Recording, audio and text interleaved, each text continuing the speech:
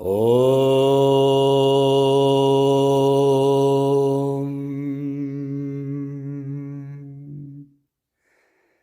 Brahmanandam Paramasukadam Kevalam Jnanamurtim Dvandvatitam Ganganasadrisham Tattvamasyadilaksham Ekam Nityam Vimalamachalam Sarvadi Sakshibhutam Bhavatitam Trigunarahitam Sadgurum Tam Namami.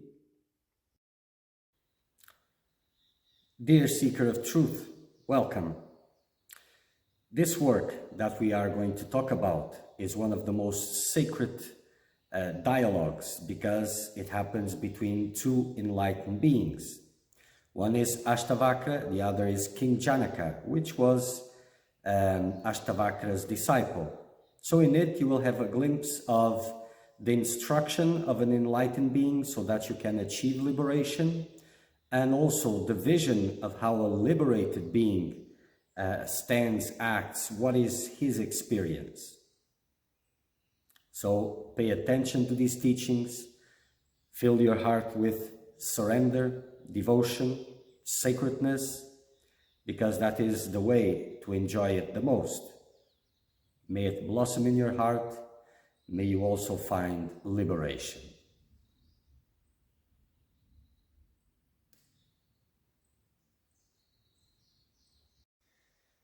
Moving on, Ashtavakra Samhita, chapter 18th, verse 44th. Ashtavakra continues on the subject of peace. So the intellect of one who longs for liberation cannot function without depending on the object. But the intellect of the liberated one is indeed ever independent and free from desire. He is always independent of objects because he perceives no object but himself. More or less, the intellect has been purified or absorbed in the self. It has transcended duality. And the intellect of the one who longs for liberation is still on duality, therefore only functions with an object.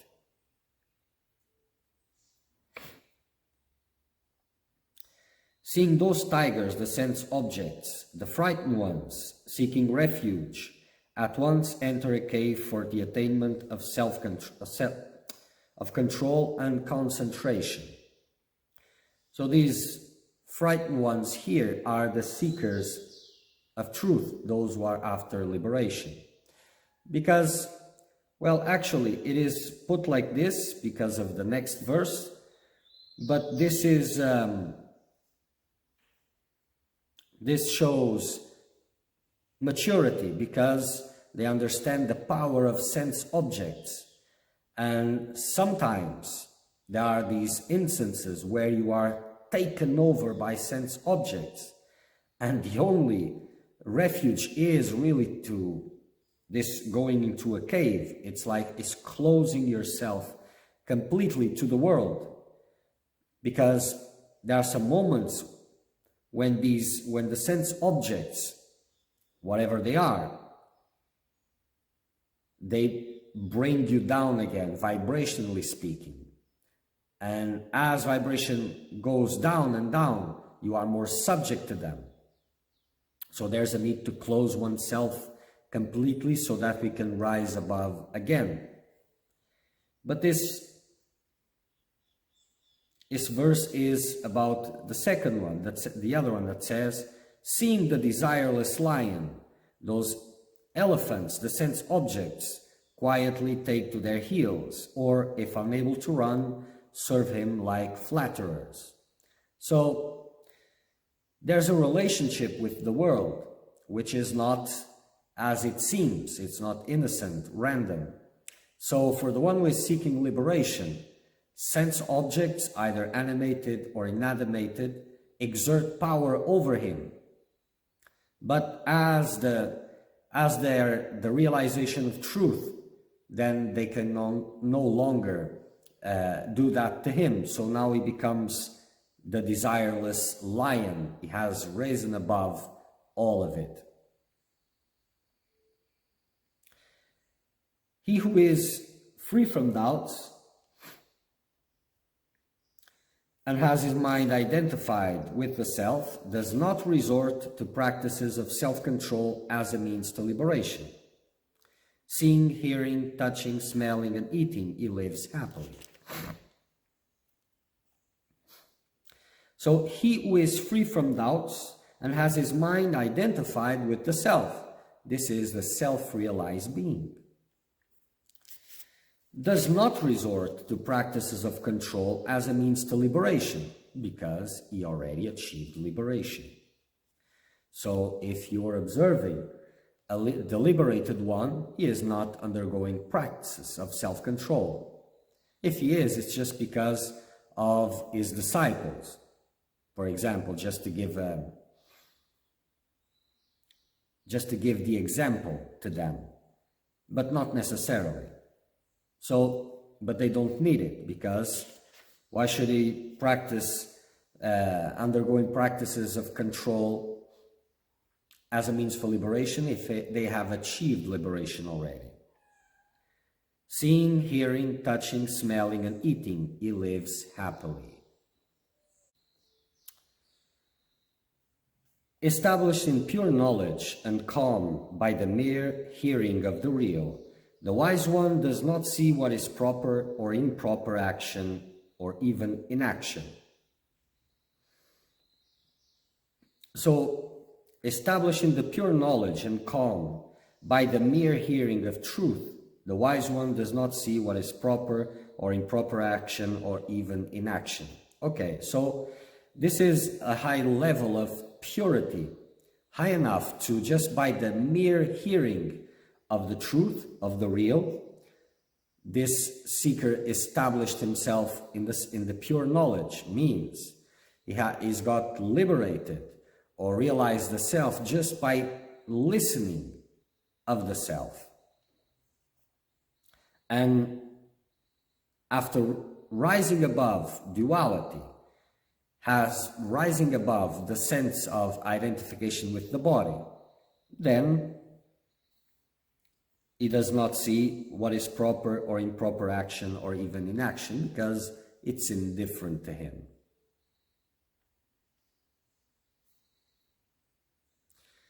The wise one does freely whatever comes to be done, whether good or evil, for his actions are like those of a child.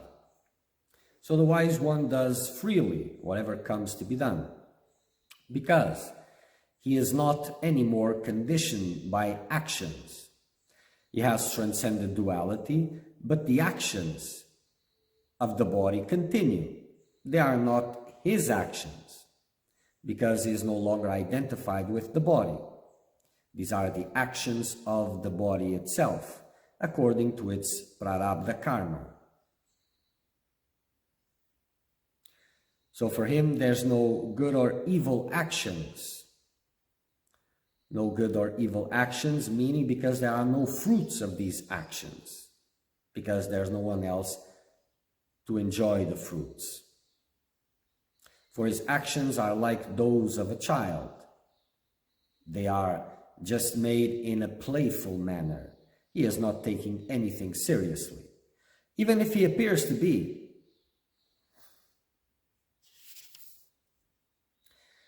Through freedom, one attains to happiness, through freedom to the highest, through freedom to tranquility, and through freedom to supreme state.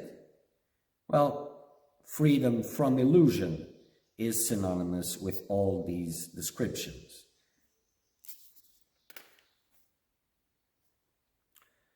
All modifications of the mind are destroyed when a man realizes that he himself is neither the doer or the enjoyer. Yes, with the realization of the self, all modifications of the mind get dissolved or get destroyed. Because The man can only realize that he's neither the doer nor the enjoyer with the realization of the self, or God realization. The conduct of the wise, which is unrestricted by motive, shines, being free from pretense, but not the affected calmness of the deluded person whose mind is attached. So the conduct of the wise one shines because it's unrestricted by motive. So there's no motive for the conduct of the wise. He is no longer associated with the body. So it's just shining.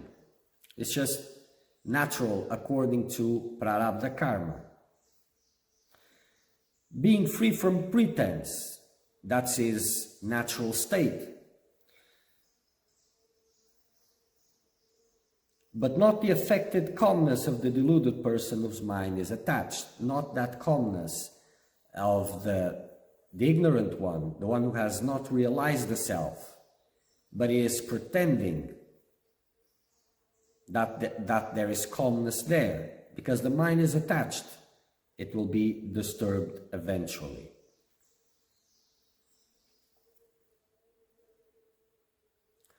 The wise who are free from mental projections, unbound and unfettered intellect, sometimes sport in the midst of great enjoyments, and sometimes retire into mountain caves,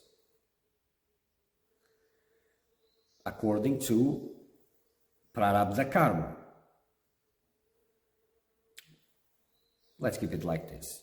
But for the wise one, for the liberated one, so sometimes again, seekers look at this and they say, oh, it's the same, being one place and being another place, it should be the same. But for the one who is looking for liberation, it is not the same.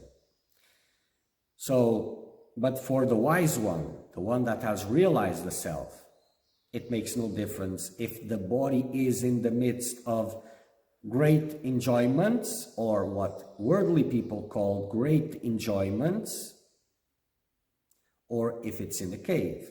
His oneness doesn't change because of that. That's only the perception of those who observe the body, that they say it is the wise man's body. But the wise man is always rooted in oneness. He has transcended all duality.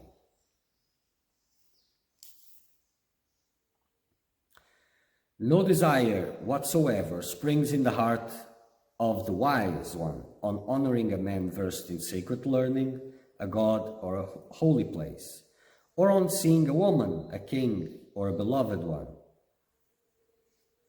Because this wise man, the one who has transcended duality, doesn't see anything beyond himself.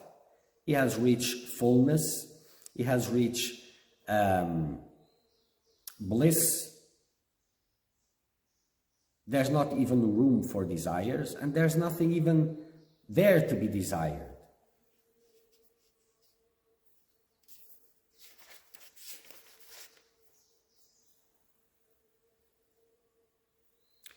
The yogin is not at all perturbed, even when ridiculed and despised by his servants, sons, wives, daughters, sons, and other relationships.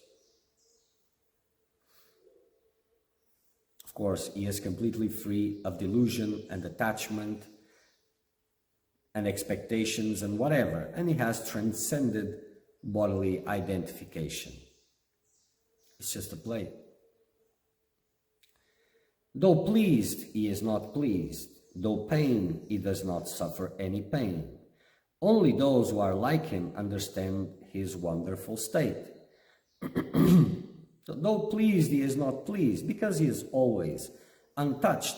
The body may be pleased, but he is always untouched. Though pain, he does not suffer pain. The body suffers the pain, not him. Only those who are like him understand this wonderful state, and that is a fact. Others can only guess, but it's all is enriching. The sense of duty, indeed, is the world of relativity.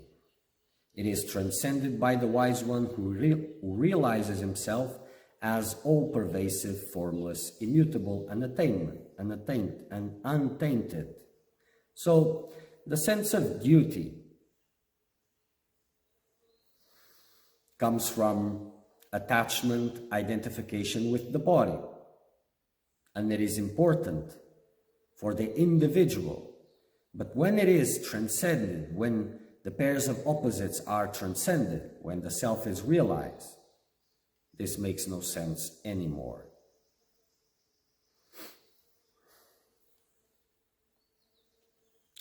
One of dull intellect, even without doing anything, is ever agitated by distractions. But the skillful one, even doing his duties, is verily unperturbed. So one of dull intellect, an intellect that has not been yet fully purified, even without doing anything, is ever agitated by distractions. A lot of thoughts are going in his mind, and he is seeing the objects and getting distracted. But the skillful one, the one who has been able to transcend duality, even doing his duties, even the body doing his actions, is verily unperturbed, because he is rooted in oneness. He is not the body anymore. And mind has been dissolved.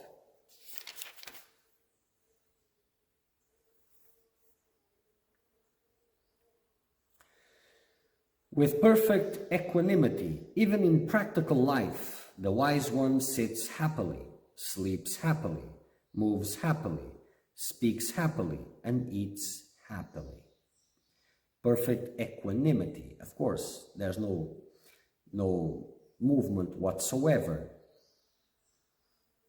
The mind is in fullness, in bliss. So he has become happiness. So whatever the body is doing, he himself is happiness. Uninterrupted happiness.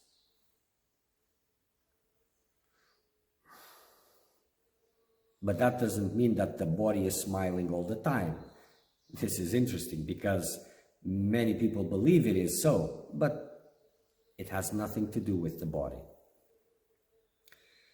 Whoever by virtue of the realization of his own self does not feel distressed even in practical life like an ordinary people, and remains unagitated like a vast lake with all his sorrows gone, he shines.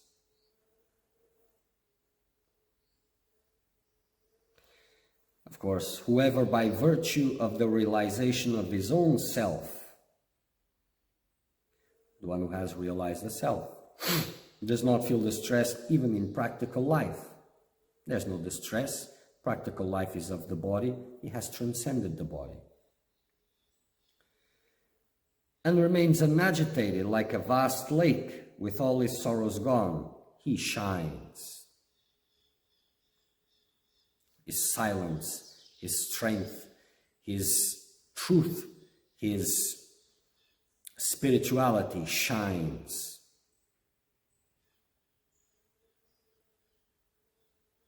With the deluded, even inaction becomes action. And with the wise, even action results in the fruits of inaction. So, the deluded, the one who is still in the grip of Maya, even inaction becomes action, because it's an action to become inactive. You have to hold it. You have to make an effort. So it's an action to become, to reach inaction. And with the wise, even actions result in the fruit of inaction, because there's no fruits for the wise one, for the liberated one. He has transcended the body. There's no egotism in him. So this is why even his actions bears the fruit, results in fruit of inaction, or in the absence of actions.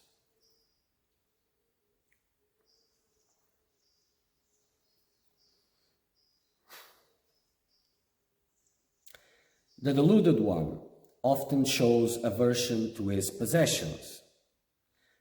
Where is attachment? Where is aversion for him whose love for the body has vanished?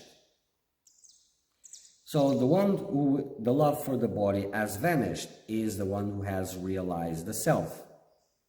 So the other one, the one who hasn't realized the self, the one who is under illusion, often shows aversion to his possessions, and that is a means to create indifference to possessions, to whatever.